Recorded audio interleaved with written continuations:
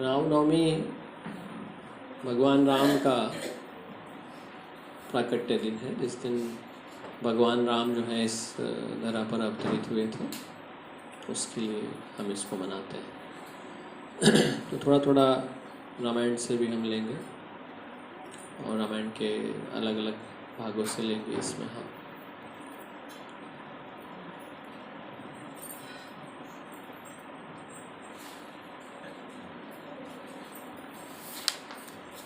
तो आपको मैं एक पेपर भी दे रहा हूँ, उसको फिर आप जब हम कीर्तन वगैरह करेंगे तो उसमें से करेंगे, ठीक है। सबसे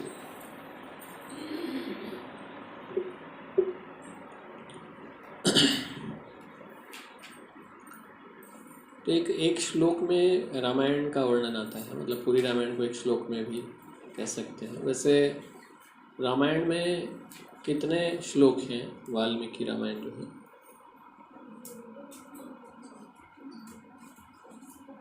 एक तो तुलसीदास जी की रामचरितमानस है और एक है वाल्मीकि कृत रामायण। तो जो वाल्मीकि जी की रामायण है उसमें कितने श्लोक हैं रामायण राम कथा के ऊपर, भगवान राम की लीलाओं के ऊपर?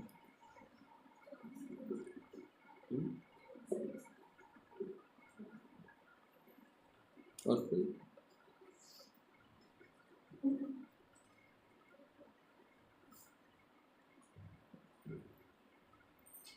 और महाभारत में कितने श्लोक हैं?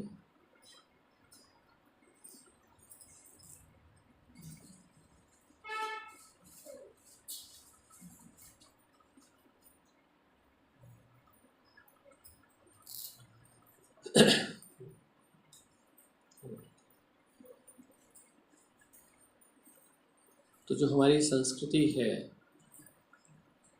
सनातन धर्म, और उसमें हमारे जो मेन आप देखते हैं कि ग्रंथ हैं, उनके बारे में हम ज़्यादा ज्ञान नहीं रखते वैसे, ठीक है। तो रामायण में 24,000 श्लोक हैं, इसलिए श्रीमद् भागवतम में 18,000 श्लोक हैं और महाभारत में 1,00,000। महाभारत बहुत बड़ी है, महाभारत है उसमें 1,00,000। तो इस तरह से बहुत सारे ग्रंथों में अलग अलग चर्चा है, अलग अलग मतलब लीलाओं के बारे में, भगवान के भक्तों के बारे में, ऐसे बहुत सारे अलग अलग प्रसंग हैं। श्रीमद् भागवतम में पूरी सृष्टि का वर्णन किया गया है शुरू से लेकर आखिर तक, और उसमें 18,000 श्लोक हैं, जिसके अंदर 10वें स्कंद जो है सबसे बड़ा स्कंद है। 9वें स्कंद तक 9,000 श्लोक हैं और बाकी 10वां, 11वां और 12वां मिलाकर 9,000 श्लोक हैं। उसमें भगवान कृष्ण जो पूर्ण पुरुषोत्तम भगवान है, उनकी लीलाओं का वर्णन है 10वें स्कंद के अंदर। तो उस वर्णन में भी आप समझिए कि 9,000 से तो कम ही श्लोक है ना।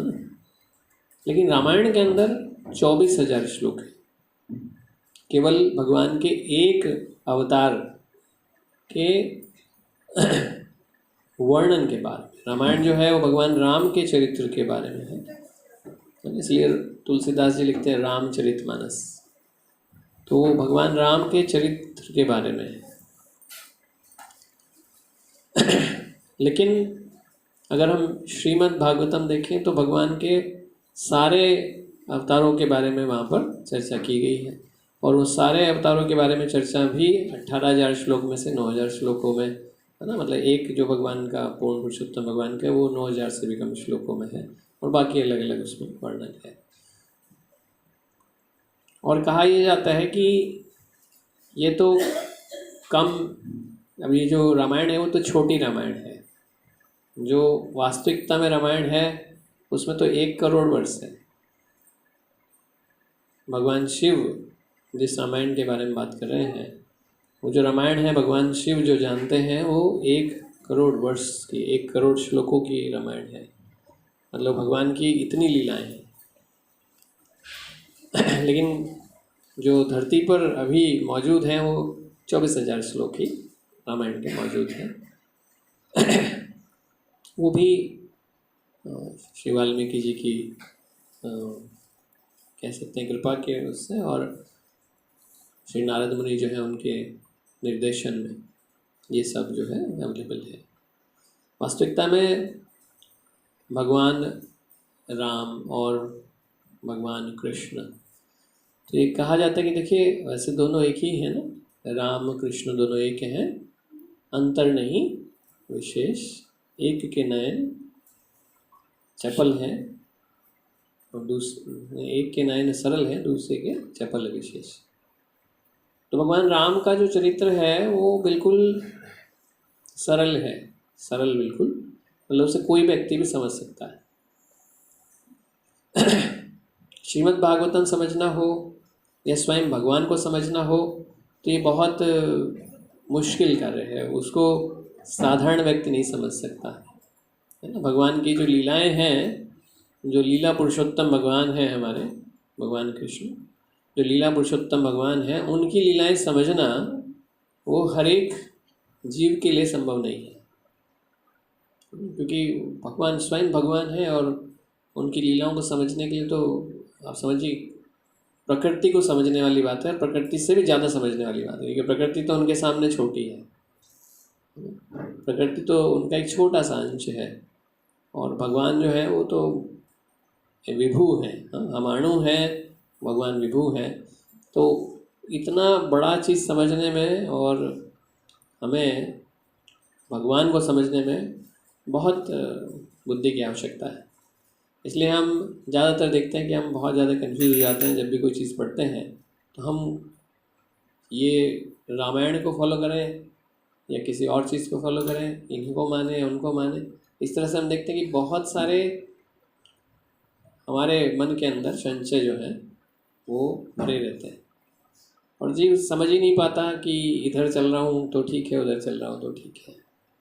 इसलिए ये कहा जाता है कि एक प्रामाणिक गुरु से मार्गदर्शन लेना चाहिए ताकि हमें भटकना ना पड़े, है ना। जब हमें कहीं जाना हो तो रास्ता पूछ लेना चाहिए, अगर आपको नहीं पता है, आप कहीं अनजान जगह जा रहे हैं और आपको नहीं पता है तो पूछ लेना सबसे सरल बात है, कि अगर पूछ लेते हैं तो ज़्यादा अच्छा है।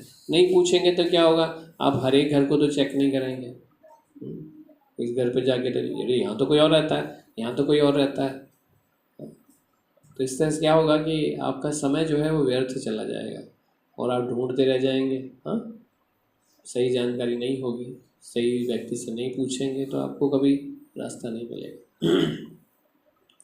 तो इसलिए रामायण जो है भगवान बहुत सरल रूप में भगवान का वर्णन है, और अगर हम भगवान राम के नाम का भी भजन कीर्तन करते हैं, क्योंकि बहुत सरल है। भगवान स्वयं जो भगवान कृष्ण हैं उनका नाम बड़ा कॉम्प्लिकेटेड है, जैसे उनके बारे में वर्णन आता है उसी तरह से उनके नाम के बारे में वर्णन आता है। वो खाली कै नहीं है, उसमें नीचे र लगा हुआ है, क्र, शय नहीं, पूरा नहीं है, वो शय भी वे शय वाला है और उसमें भी आधा शय है, वो वैसा शय नहीं है जो हम बोलते हैं स है, वो भी श है, और न नहीं है, अण है। तो उनको बोलना ही अपने आप में बड़ा मुश्किल काम है। हमारी जीवा जो है वो सही से भगवान का नाम जो है वो प्रोनाउंस नहीं कर सकती।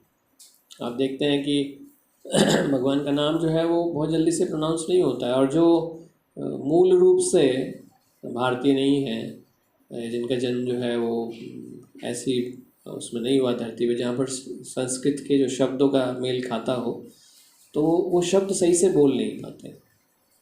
भगवान का अगर नाम लेंगे तो नाम कुछ और निकलेगा, वो बोल कुछ और नहीं निकलेगा, कुछ और।